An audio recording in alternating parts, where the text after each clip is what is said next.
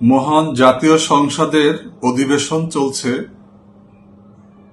বেশ কিছু বক্তব্য মাননীয় সংসদ সদস্যদের ইতিমধ্যে দেশবাসীর নজর কেড়েছে। আমরা দেখলাম যে অ্যাডভোকেট ফজলুর রহমান তিনি ঔদ্ধত্যপূর্ণ বক্তব্য রেখেছেন মহান সংসদে।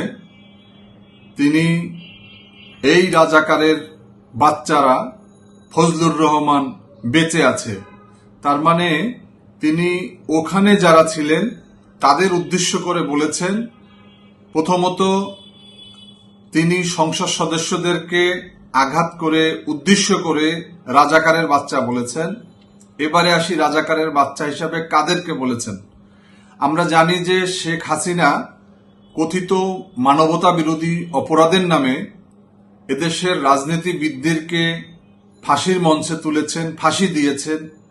যাদের বিরুদ্ধে 1971 সালের পরে একটি জিডি পর্যন্ত হয়নি, তাদেরকে যুদ্ধাপরাধের কথা বলে মানবতা বিরোধী অপরাধের বিচারের নামে ফাঁসি দিয়েছে। তার মধ্যে অন্যতম ছিলেন মীর কাসেম আলীর ছেলে ব্যারিস্টার আরমান, ছিলেন মাওলানা মতিউর রহমান নিজামীর ছেলে,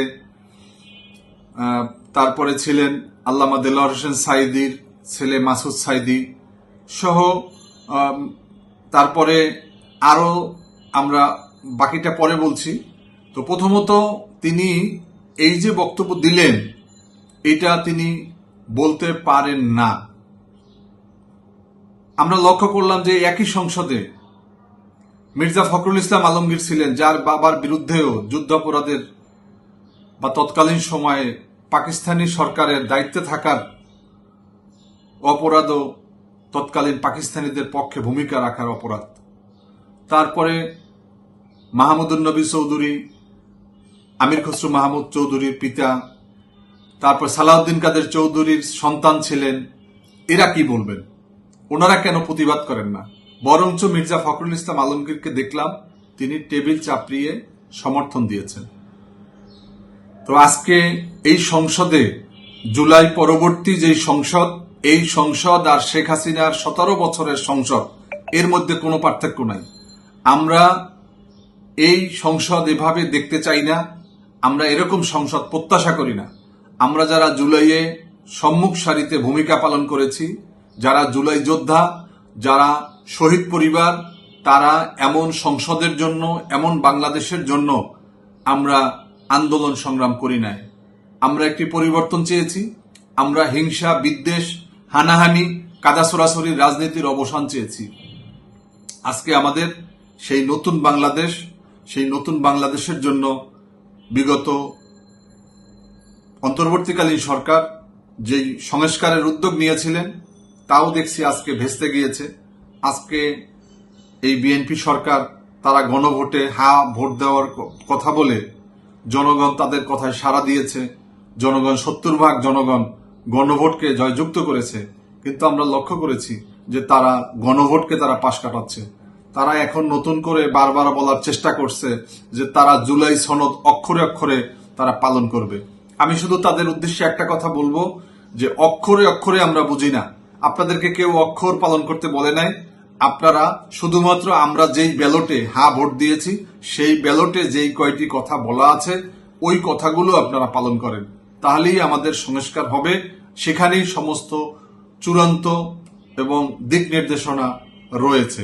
আর একটা কথা বলবো যে আমরা লক্ষ্য করেছি যে অ্যাডভোকেট ফজলুর রহমান, যার বিরুদ্ধে ইতিমধ্যে সামাজিক যোগাযোগ মাধ্যমে আমরা লক্ষ্য করেছি যে তার যেই এরিয়াতে যিনি কমান্ডার আছেন, তিনি নিজেই জবানবন্দি দিয়েছেন, বক্তব্য রেখেছে যে তিনি সশস্ত্র যুদ্ধে তিনি অংশ নেননি। এবং আমাদের সংসদ যে সিদ্ধান্ত নিয়েছে যে যারা সরাসরি মুক্তিযুদ্ধ অংশগ্রহণ করেছে, সশস্ত্র যুদ্ধে অংশগ্রহণ করেছে, শুধু তারাই মুক্তিযোদ্ধা, আর যারা যুদ্ধ করেনি সংগঠক, তারা সহযোগী। আমরা এটার বাস্তবায়ন চাই।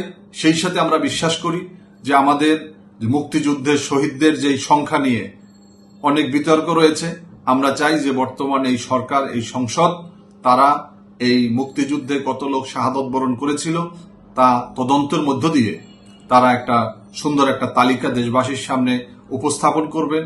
আমরা সেই 3 লাখ 30 লাখ এই বিতর্কে আমরা যেতে চাই না।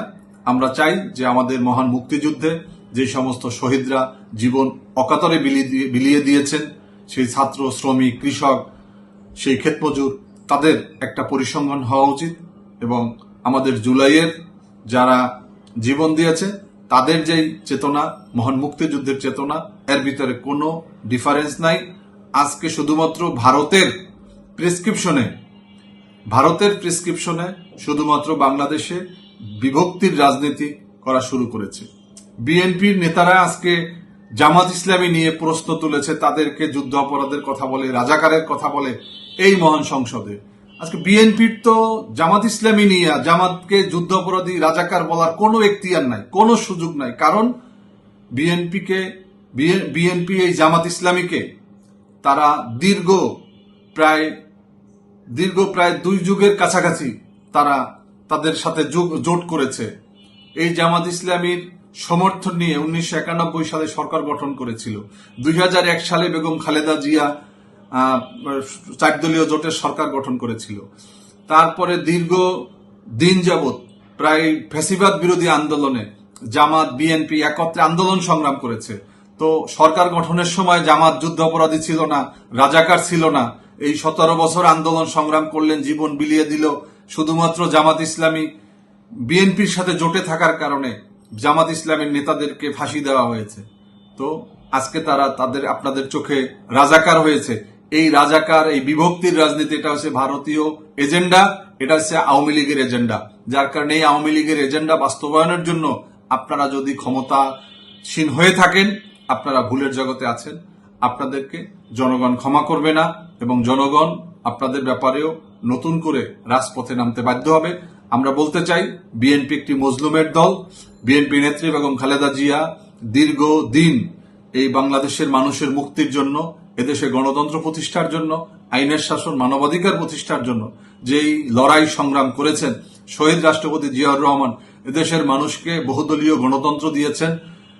বাংলাদেশের মহান মুক্তিযুদ্ধে তার অবদান, তিনি যদি সেই 26 তারিখে রিভোল্ট না করতেন, মুক্তিযুদ্ধের ইতিহাস ভিন্ন হতো। সেই দল আজকে ভারতীয় দালালের খপ্পরে পড়েছে, ভারতীয় এজেন্ডা গ্রহণ করেছে। আমরা চাই যে বিএনপি যেন এদেশের দেশপ্রেমিক মানুষের কণ্ঠস্বর হিসেবে ভূমিকা রাখতে পারে। যদি কোনোভাবে ভুল করে তাহলে তার খেসারত বিএনপিকে দিতে হবে। আপনাদের সবাইকে ধন্যবাদ। আল্লাহ হাফেজ।